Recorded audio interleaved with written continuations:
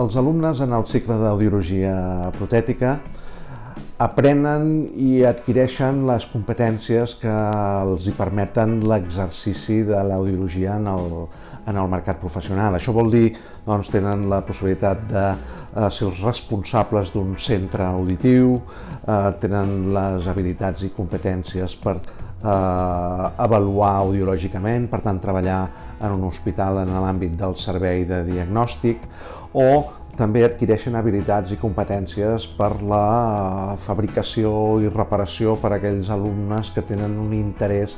més adreçat cap als aspectes industrials, cap al treballar en la indústria en lloc de l'atenció a l'usuari, que és probablement un dels principals focus en els que aquests alumnes treballen i són el seu abordatge professional majoritàriament és d'aquest tipus.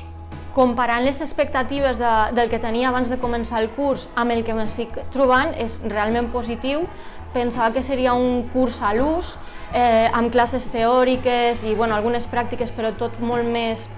d'estudiar, i el que veig és que és molt dinàmic, que s'està aprenent moltíssim a treballar en grup i li donen moltíssima importància, perquè realment això és el que trobaràs després al món laboral. I crec que s'està aprenent moltíssim més perquè tu t'estàs esforçant per treure endavant el treball en equip,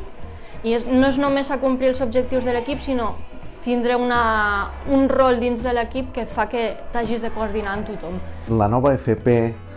precisament el docent es converteix en un acompanyant, i per tant aquesta mentoria, que és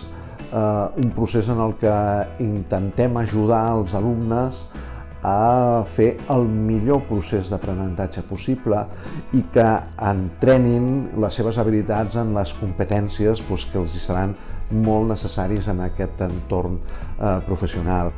Si hagués de comparar el que m'aporten els professors d'aquí de l'institut envers el que vaig conèixer quan vaig fer la carrera, doncs sobretot aquí és més un rol com de mentor, d'ajudar-te a trobar el teu camí per arribar als objectius del grup. No només aporta coneixements, i la carrera,